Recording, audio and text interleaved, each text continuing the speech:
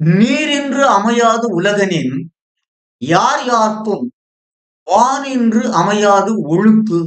நீரின்று அமையாது உலகனின் யார் யார்க்கும் வானின்று அமையாது ஒழுக்கு. குறள் 20.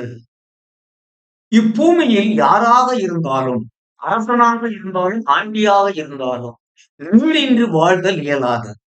அதுபோன்று மழை முறையாக பெய்து நாடு செழிப்புடன் இல்லையெனில் வறுமையின் காரணமாக மனிதனின் ஒழுக்க நெறிகள் குன்றி நாடு நலங்குலைந்து விடும்.